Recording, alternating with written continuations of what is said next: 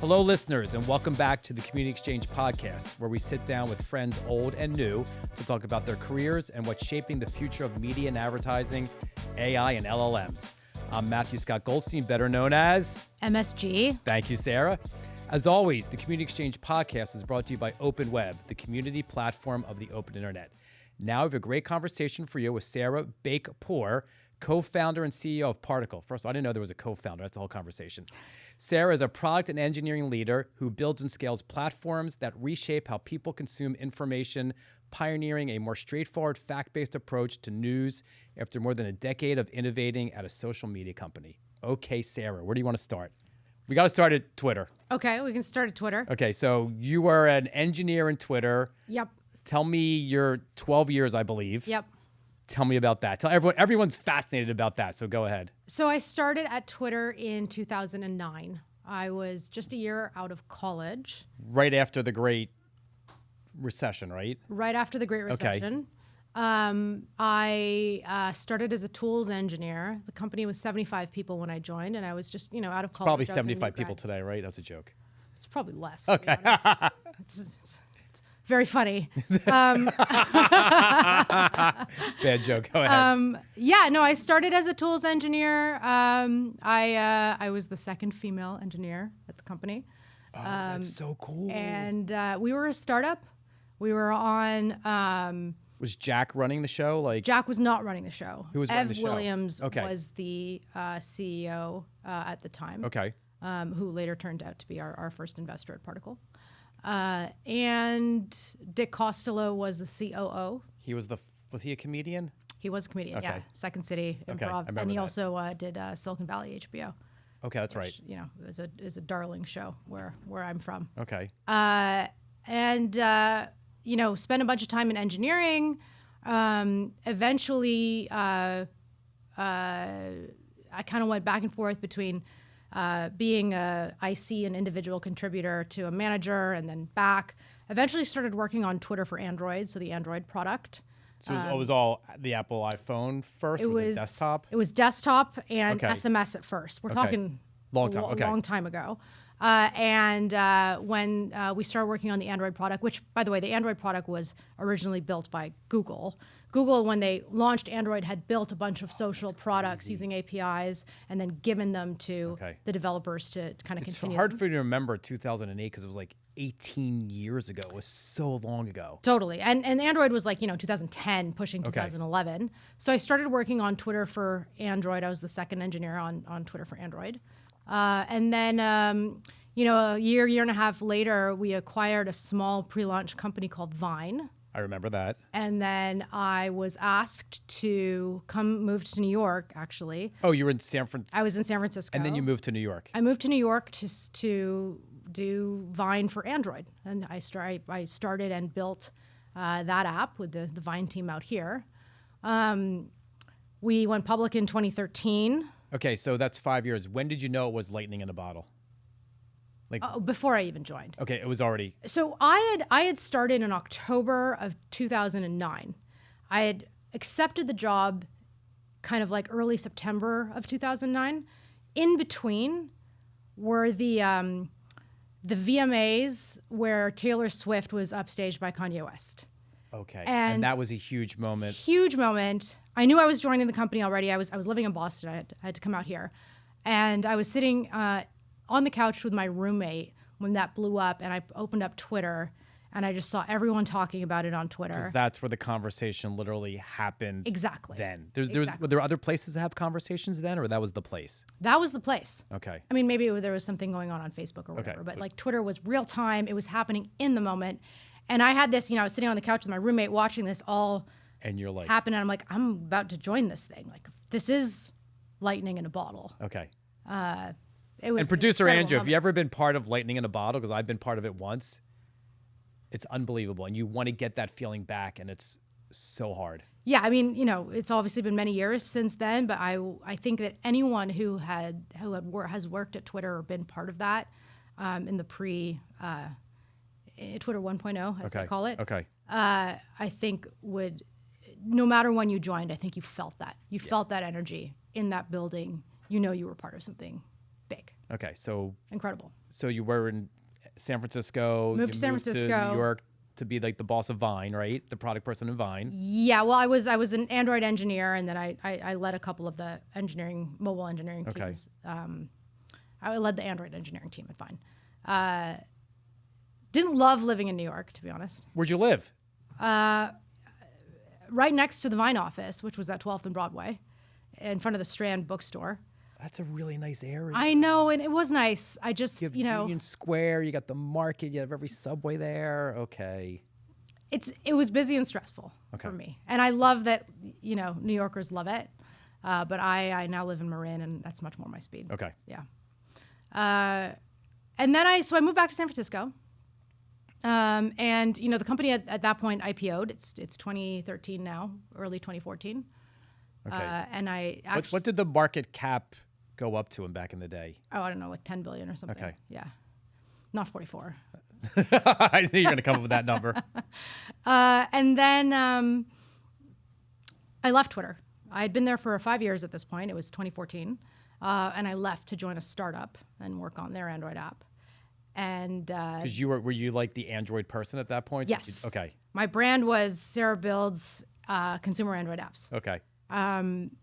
That startup didn't work out, and then I started poking around, and I found a company called Periscope, a startup called Periscope, and they recruited me to build their Android app. And what did Periscope do? Live streaming. You might remember it. Yes. So that was my now husband's company. And right when I joined, right before I joined, they sold the company to Twitter. So you went. So I went back to Twitter. Unintentionally. Went back to Twitter. And stayed another 6 years. That's a crazy arc. That's crazy. Yeah, I boomeranged right back, and then. How was it going back the second time? I was working in the Periscope office, in the Periscope team, and it was kind of like isolated for a little bit. Until 2016 when we kind of folded kind of back into the mothership. So for about a year, it still felt pretty like startup vibes. Okay. And then it, And Periscope was way before its time as well, right? Like maybe live in 2015. 15. I mean, that was when it really blew up. Live Periscope and if you recall a company called Meerkat, we had the kind of live video wars of the time. And then Periscope eventually kind of got folded into Twitter as a live experience in Twitter, and it still exists today. You can go live, do live video on Twitter or on X, and the Spaces feature, which is that like audio Clubhouse style feature, that is all powered by Periscope infrastructure. And what was your favorite thing of being Twitter for, version 1 or version 2? I mean, I loved working on a product that I used obsessively. Okay. That doesn't happen all the time. No, it does not. And then there was a time where it was like really cool to just be an employee at Twitter. Like I would go to South by Southwest and get into all the parties and stuff. And I went to Comic-Con for... They used to say that about Facebook also back in the day. I went and to... Google. Sure, yeah, even longer ago. Longer.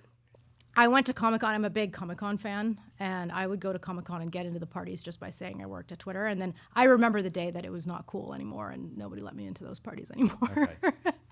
And then when did you leave? Why did you leave? What was your last role there? So we're now going all the way to 2021. So we've really skipped ahead a few years. I left.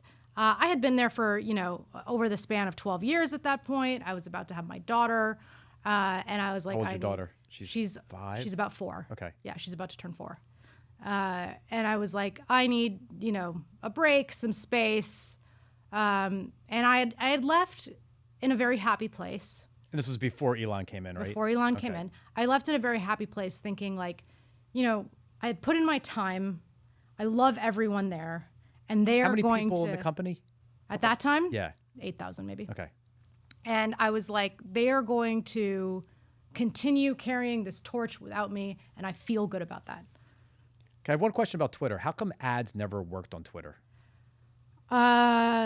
Mostly because Twitter was pretty careful about not collecting too much user information. Okay. And so we just never really had enough data, unlike other Google and Facebook, networks. which collected every single thing imaginable. Yeah. Okay. And I always Was thought it there was right? something about the ad architecture wasn't great also, the ad serving and every. Yeah, there were some technical things Okay. as well, but I think fundamentally that's what it came down to. I mean, I'm sure other people on the ads team can point to like a million things of why it was never like Instagram, for example. But I think a lot of it came down to we were just very conservative about collecting the user data needed to serve you the most targeted and personalized ads. Now that it's 2026, and when you look at that in hindsight, does it matter? I don't know. No. Should we have been less conservative about that? I don't know. I don't know how to answer that question. Okay. It was just, yeah, but just, like, it is interesting to look back. because the audience was gigantic on Twitter. It was smaller than you think Okay. compared to our peers. Okay, but it was bigger than Snap, right? Was it bigger than I don't Snap? know. Okay, we have to figure that out. Looking over at my former Snap. She's former Snap, so Okay, who's she? Rebecca's former Snap. I mean, we were certainly smaller than Facebook, and that's what we were always compared against. And advertisers would compare us to Facebook, so it always felt smaller. They put you in the social category. They were clearly number one, and you were distant number two with the other company, so it didn't matter. I think the most interesting thing about Twitter and its size was that size was measured by DAU or MAU, Yep. which is daily active users, Yep. monthly active users. But impact, when CNN puts a tweet up on the screen to say that so and so had tweeted something, you're not counting any of those. No, it's viewers. the intangibles are huge that Twitter had. And it punched above its weight from Yes, that respect. yes. And so, I don't know, from the DAU perspective, it never got the credit it deserved. Okay, so then you left Twitter. Yep. Had your daughter. My daughter. And then what the hell happened? God, I don't know. You had the itch to do something again? It was almost a year later. And the day Elon took over Twitter, walked in with that sync. Oh, I remember that. Yep. My old friend and former CEO, Ev Williams, called me. And we talked about it for a bit because it felt like a part of something we had created was dying. And he asked me what I was going to do about it. I was like, what am I going to do about it? You're Ev Williams. Yeah, why is he asking gonna do you? about it? And he was like, look, I don't know that I'm creating, companies right now, but you could. He saw something in you, knowing you had the ability to create something. I'd like to, yeah. Yes, I'd yes, like he to did. think I'm interpreting that, yes. Yeah. And it kind of inspired me to be like, okay, maybe there is something here. Around the same time, ChatGPT 3.5 came out. And This was 22 then, right? 'Cause 22. it's been 3 years. November 22. Okay. November 22 when everything changed. Everything changed. Okay. But you must have known about AI and the LLMs and everything before that in Twitter world, right? But the accessibility of it and how good it was it changed Okay. in that month when ChatGPT 3.5 came out, and it was. I like how you know it's 3.5 also. Oh yeah, I'm very familiar with the version numbers. The next kind of big thing. I mean, there's like huge milestones within Particle even based on the LLM version numbers. And as you probably know, it wasn't until Claude Opus 4.5 came out that everything changed again. Okay, before we get into Claude, we talk about that the entire time. Yeah. Okay, so Ev calls you. Yeah. And he says, Sarah, you need to help change the world. Yeah. And he said, I'll write you a check. Let's build something. Was it your idea? Was it his idea? How did it all happen? Well, so what I did, inspired from that, is I got some people together to brainstorm about what was originally envisioned as like if we could take the best parts of Twitter and turn it into something else and leverage new technology like AI. Because you were there 12 years. That's what you knew, right? That was my favorite Okay. reference. And actually the first versions of Particle, before it was even called Particle, felt more like a social network than a news aggregator. And then like a community. Exactly. And we were thinking about community rules and all of that. And then we kind of realized that, like, no, actually, news summaries are really good and really powerful. Let's center everything, around that. But I got a bunch of people together, including my co-founder, Marcel. We got together in the city. I've got us some space. Wait, the city? Oh, sorry, San Francisco. San Francisco. Okay, it's not the city. Different city. Different city. Some folks that I really trust and respect, including our mutual friend, Tony Hale. Okay. He was part of that crew as well. And then from there, Marcel and I decided to build Particle together. And then what was your concept in the beginning of what particle is it particle or particle news? It's particle? It's particle, and the product is particle news. Okay. Yeah. The concept in the beginning was a social network where when someone was talking about a story or referencing news, some kind of bot would come in with facts and kind of provide an easy way for like reference to happen on platforms. So you wouldn't need to have conversations where like, well, if you read the article, you would know that that's not what it says. Like, let's just come in with the facts proactively. But then we realized that those facts were so good and interesting that we should flip this all around and just make this about facts. But sometimes when there's facts, there's left, right, center. Like Totally. Like how do you figure all that out? So we started with the idea of like, what if we had a stream of news summaries? Okay. And then when we were in beta, actually we have one beta user who's been with us since the beginning, who is very right-leaning, and was always complaining in our beta that our summaries were too left-leaning. Well, because you're just summarizing whatever the news is, and most of the news is left-leaning, right? This is exactly right. Right. But we realized that like if we just kind of called out the bias of the summary much more clearly, that would at least maybe quell the concern that like we were presenting left-leaning facts as completely neutral facts. So we added this bias indicator that shows you the kind of spectrum of coverage. Is that based on the article or the publisher? It's based on the publisher. Okay. It did. I mean, I think like this beta user was had a positive response to like, at least he could now see something. It shows that it's left-leaning, and he could be like, yeah, that's some, left-leaning garbage or whatever. But it also feels like with your product, you can go on forever and add new features. Yes, it does feel that way sometimes. Right, so how do you, like, what are the new features? How do you think about it? How do you get user reaction? So we still have a beta group, which is amazing. We have a group of very dedicated. How many people? In the beta? Yeah. There's like maybe a couple hundred users a day in the beta. So we also have our public app that most of our users are on. So the beta is a very, very tiny fraction of that. We get tons of feedback from just the public, and then of course we are users of the app as well, which like Twitter. Like Twitter, and I get my news from Particle, and it often for me is like a jumping off point to understand what's going on with the day, and I can kind of pick and choose where I want to go deeper. Do you ever find it overwhelming, just because there's so much like? If you go to the front page of the New York Times or Wall Street Journal, Daily Mail, you sort of know what you're going to get. I feel sometimes that the Particle could go everywhere. Mm-hmm. And I think Particle is designed to let you go everywhere, but keep the temperature sane. And so we've put in a lot of work to making sure that like headlines feel neutral and the bullet point summaries feel neutral. And if you want to go find out, okay, what are the perspectives here and what are the hotter takes, you can. But if you're, alarm goes off in the morning, first thing you do is reach for your phone. You're like, all right, tell me what's happening today. It's a much more neutral way to figure out where we stand in the morning than some of the hot takes that really get your blood boiling too early in the morning. Okay. And that's a deliberate thing that we've done. Like, we want this to be a neutral way. So today is Tuesday, March 3rd. This Yes. is going to drop, Producer Andrew, in April.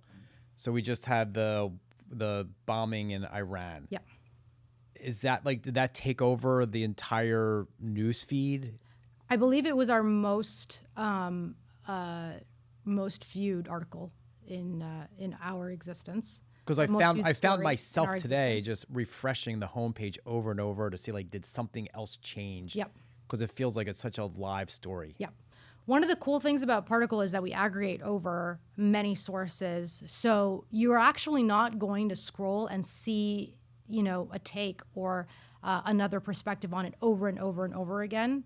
You'll see one story per concept. So for the Iran war right now, whatever it's called, you'll see one story using multiple sources. That's right. And then you sort of summarize it for the user. That's right. To get and you can go left, right, center, the whole thing, right? Exactly.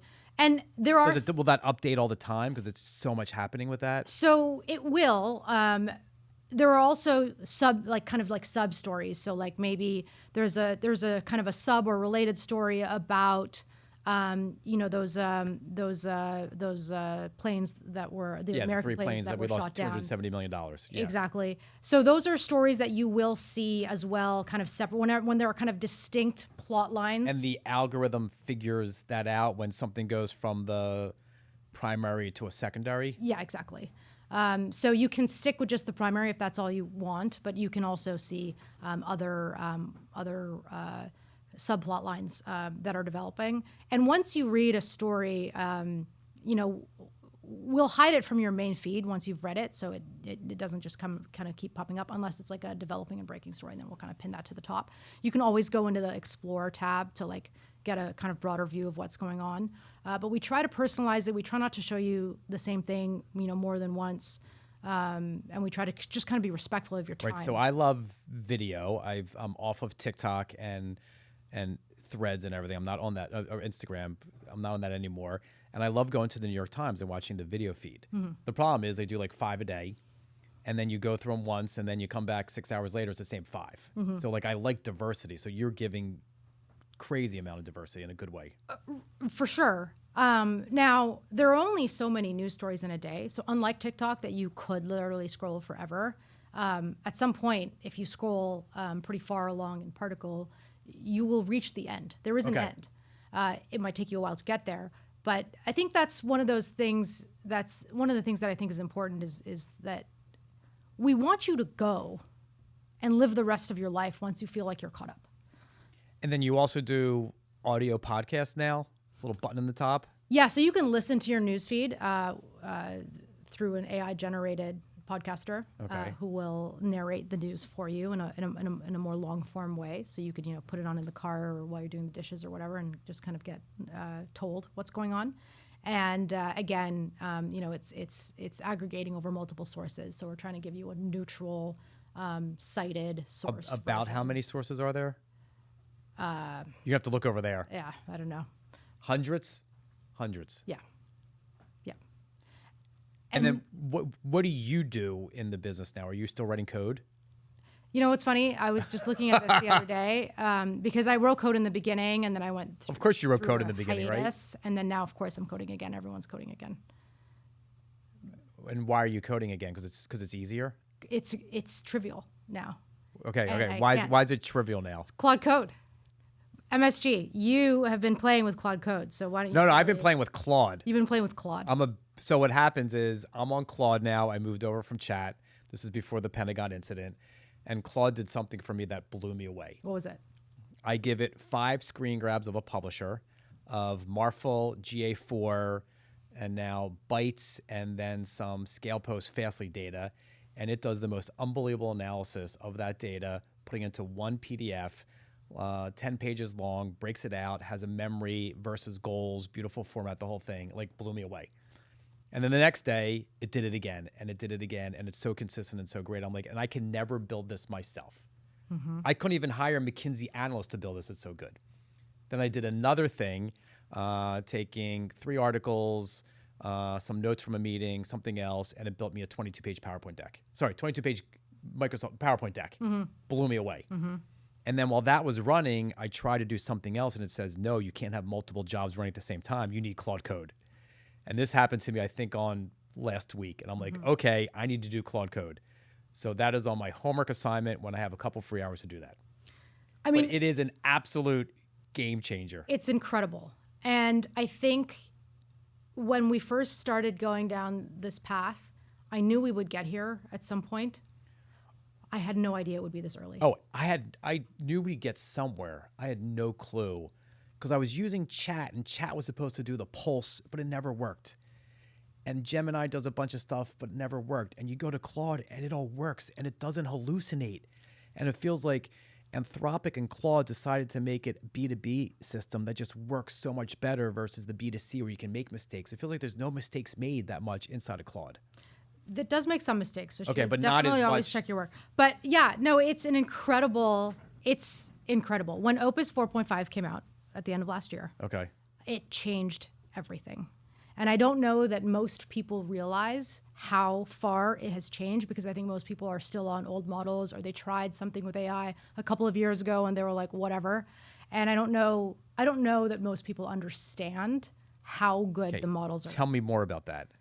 So, I played around with Cursor and some of the coding tools a year or more ago when I dabbled with them. Or I would, if I was working on something, I would copy paste it into chat and I would say, fix this code for me or something like that. But the ability now for the Claude Code agent to plan and execute and verify better than a human, and that's I think the key thing. Which is here. why you're not writing code though. I'm not handwriting code anymore, no. You're just using English prompts to tell it what you want. Yep. And it does it for you. Yep. And then it checks it and verifies it, and then it's good to go. Yeah, and I'm still at a point where I do look at the code, because I want to know if there's other prompts I should tell it, write a test for this or double check the security on that or whatever. But I think it turns people who are not engineers into like me, into junior engineers. Yes. And it turns people who are engineers like me into really effective engineers who can multitask. And then for folks like my co-founder, my CTO, who are incredibly brilliant engineers, it turns them into these godlike creatures that can do anything. This is the 10x engineer they talk about. Yeah, and then now it's 1,000. Turn 1,000. 10 into 1,000 with Claude Code. So the code he used to be writing manually would take him days and days and days, and now he just writes weeks, months. Things that used to take weeks or months can now take hours. It's nothing we've ever seen before. And he's writing just in plain English what he wants to do. Can you give me an example? Yeah, I mean, he's writing in plain English, but he's also got, skills that, Claude skills that he's written, and he's, leveraging planning and, multi-step processes and stuff. He's got lots of infrastructure that he's built, or that he's, taken open source things to help do what he does. What I do is a fraction of what he can do. Okay. And I'm doing much more simple tasks, but they're simple tasks that would have taken a day, 2 days, 3 days for another engineer to do in the old world. And now I can just do them in the background. So it's an example of you have 100 users in the beta group and someone says, I want to make this change. That's a brilliant change. And then you write somewhere in there, let's make this change in sort of English. Yes. Then it writes the code. Yes. And then you give it to someone and they look at it, they accept it. Next thing you know, it's live in a day. Yeah, and or I would even shrink that. It could be live in an hour, and sometimes I don't have anyone else look at it. We use a code review tool called Macroscope that does automatic code review, and if the blast radius of the change is not too big, then I'll just push it. That's insane. It's insane. So I guess you're not hiring that many engineers anymore, right? You can. I think you can say that. It's okay. We're currently not hiring engineers. I don't know how. We really got to see how the rest of this year unfolds, because this is just the beginning. Will it get? It's Opus 4.5, It's right? at 4.6 now. Okay. When it jumps to 5, does it get that much better? I can't even fathom what 5 will look like. Okay. I don't even know. I don't know. I don't work at Anthropic. I don't have any close friends at Anthropic. I have no idea what is around the corner. And Chat and Gemini and Grok, they're just so far behind. When it comes to coding, they are so far behind. Okay. Well, doesn't coding sort of drive so much of the world today that's yes, rewriting an email is one thing. Yeah. Well, I think that's another thing, is that code is verifiable, right? It executes, it does it performs in the behavior that you expect or whatever, and it's very easy to say this worked or it didn't. Writing an email could be very subjective. Does it sound like me? It sort of sounds like me. You know what I mean? And so it's very easy to evaluate. Yes, this did what I wanted it to do, and more often than not, it does what you want to do. And then one of my posts I did on LinkedIn today, was it's not about making you more efficient. It's about doing things you never thought about doing before. So at first, when you start using the tool, you're like, I can be so much more efficient. Right. That's what happened with me a couple weeks ago. And now I'm like, holy crap, I can do things I wanted to do and I just gave up doing in my mind because they're too hard. I think we're at the beginning as an industry, as the tech industry, of really starting to open up the space to be like, okay, everyone is more efficient now. I'm doing 10 times. I have 10 times more throughput than I used to have. with that increased time, do I do more stuff, or do I spend some of that time now thinking about what I was never able to think about before? The latter, I hope. Yeah, I think we're seeing that happening now. Yeah. So like, what are you thinking about? Like, would you continue making Particle better? Would you create a Particle 2? You just must be like, holy crap, I can build a whole new app and do something I've wanted to do. Like, how is that? That's a whole new way of thinking. Yeah, so we're working on a few different things right now that are kind of parallel to the Particle News app. One is we're working on an API, a data product API, as well as some intelligence and research agents within that API. And when I say API, I mean API, MCP, CLI, Yep. the whole gamut. And we're also working on a product that is more focused on the financial vertical, and specifically around public markets. So think about the particle engine and what we have done around aggregation and insights and summaries for news, and we're going to take that idea and apply it to public markets. So I've said this before. Like, I always think the biggest buyers of content out there will eventually be the big banks in New York City, as an example, right? So if I use Chase and I have a Chase app, I don't understand why Chase doesn't give me all my financial news I want and then tailor it to everything in my portfolio. But it feels like that some version of that could happen. Yeah, I hope so. And that's a brand new product where a year ago you wouldn't even think about doing that. I mean, we had plans we wanted to build this, but the speed at which we can build and test, and I think that is one of the key insights of having Claude Code in our arsenal, is that previously maybe it takes 6-12 months to build something and start to get feedback about it. And now we can build something very quickly and start to get feedback about it in weeks. And so you have an idea, you could build something in a week and get it out there to your beta group and test it and see if it's... And maybe there's like feedback to, incorporate, or maybe it was a crappy idea and we should, try something else. But the cost of trying it now is way lower than it ever was, which is incredible. And how much are you spending in tokens or on Claude Code? Oh God, I don't even know. Does it not even matter? It doesn't matter, no, because no matter what, it's cheaper than hiring humans to do it manually. And then when you talk to people in New York, do they see the same future you see, or is this a West Coast phenomena? This is my first trip to New York this year. So you are the first person I am talking to since, December or whenever I was in New York last, before this all happened.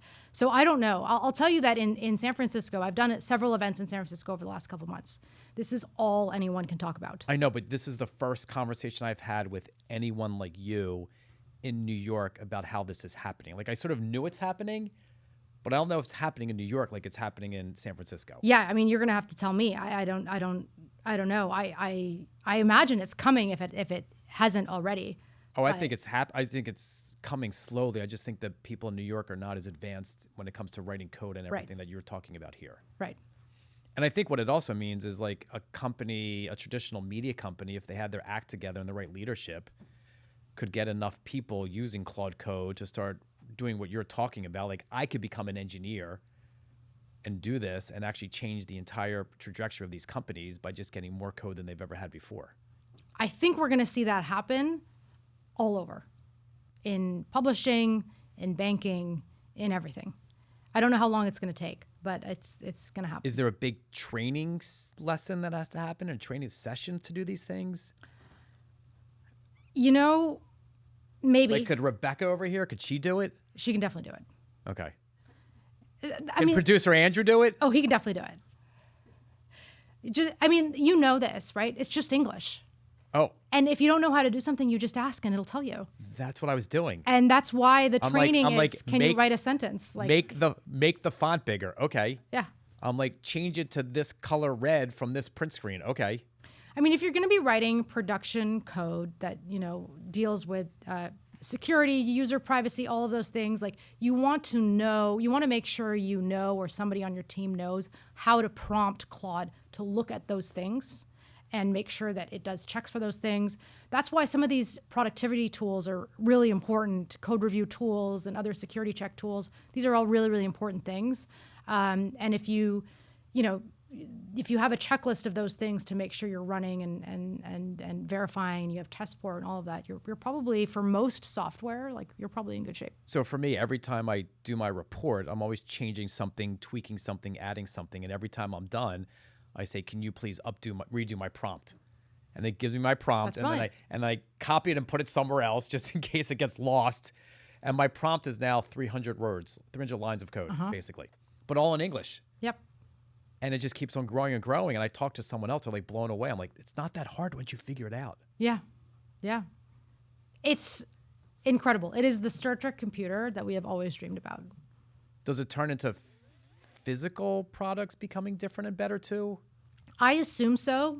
Hardware is not, my area of expertise, but like once the robots, maybe they're there, maybe they're catching up, I don't know. But once we can connect this power to, a physical. Okay, so if you were not a particle and you could take all the power of Claude Code and create something from scratch, like what would you dream about making?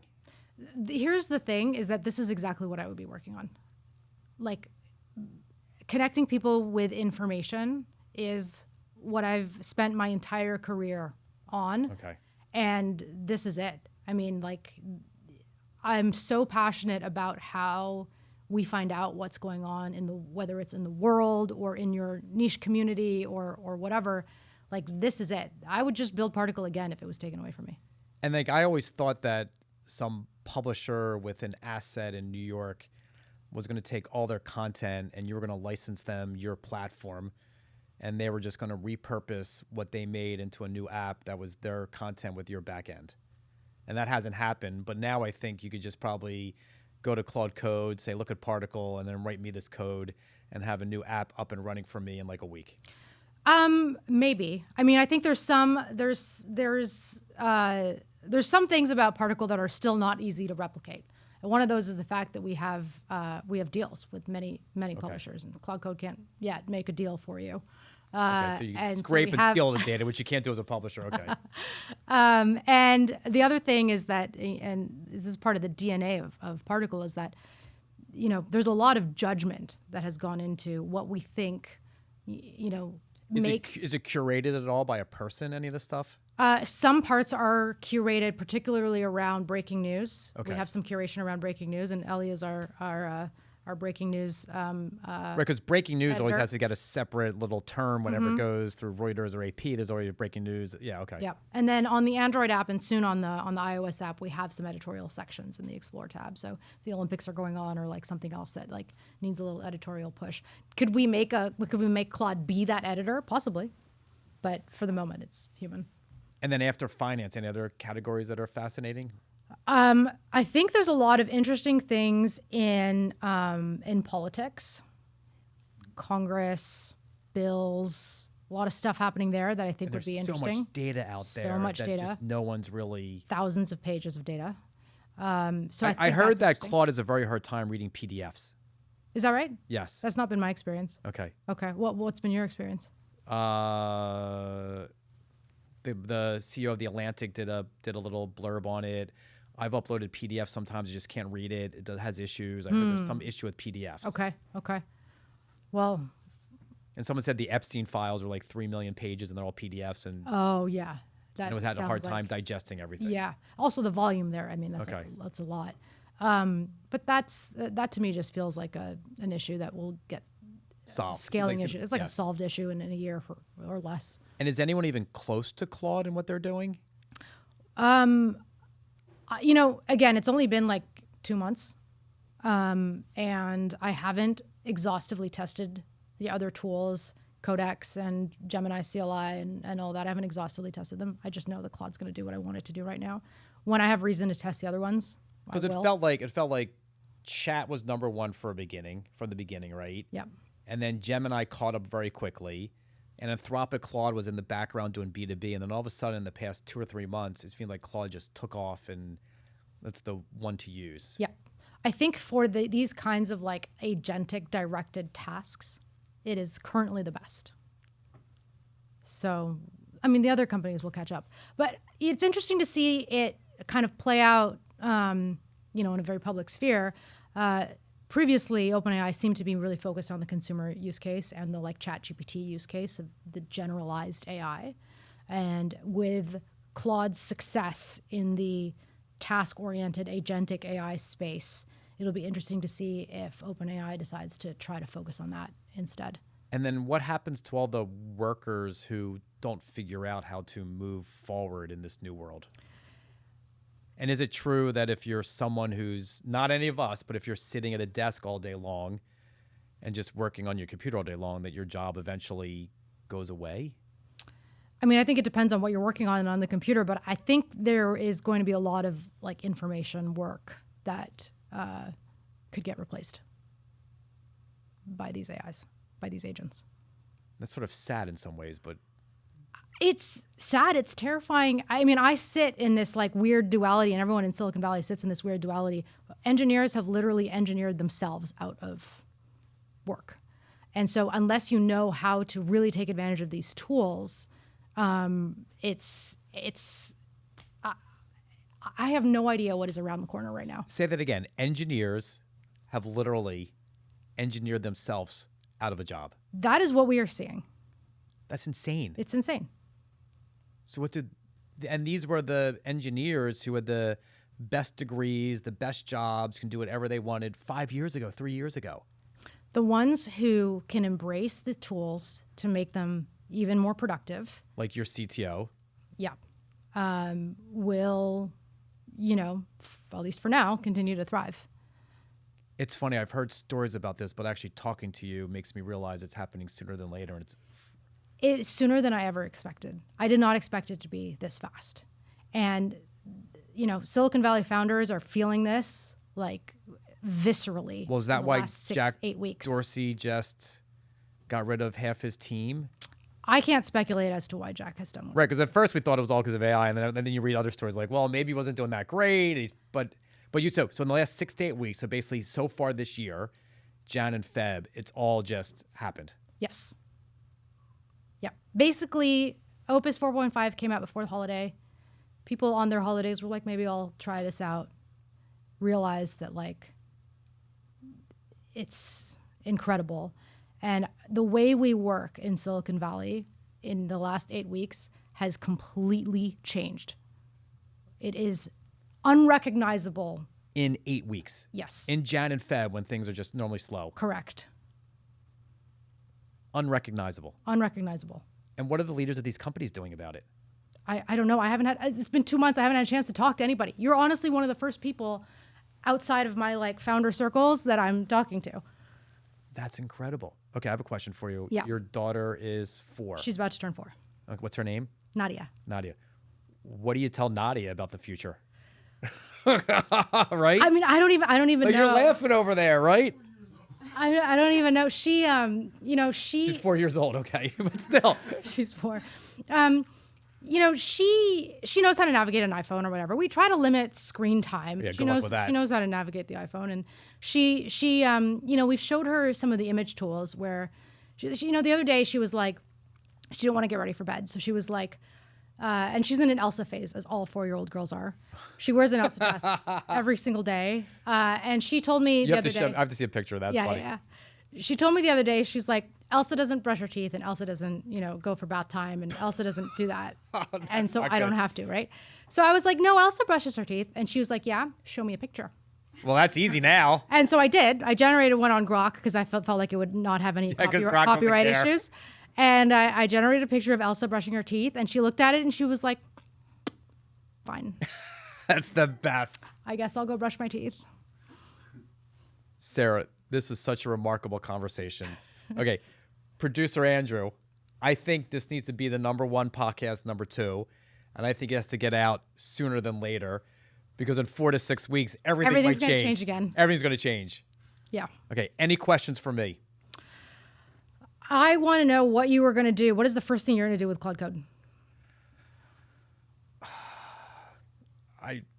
I was going to do something simple just because I know it so well, like my financial stuff, and have it understand that, or do something with my Chase Bank and do some analysis of spending or something like that just initially. Okay. But I don't know that question. Yeah. Because I can do anything now. You can. That's what you're telling me. You can do anything now. And, I have a huge event coming up on March 25th that can help me work with that. But I think I'm pretty good at doing that. I mean, it's not really in the real life spaces yet. So I know. Well, that's why it's so nice being here in real life. Yeah, it is. So I don't know what I'm going to do, but I need to, or what I would first thing I'd do is I'd probably ask Claude, I'm about to download Claude Code. You know so much about me. What should we work on first? I'm sure. And I find like that's a great prompt to start. Yeah. Sarah, thank you very much. Unbelievable conversation. It's great to be here. You got me excited, a little scared, but mostly excited. Producer Andrew, everyone, thank you very much. That was awesome. Great.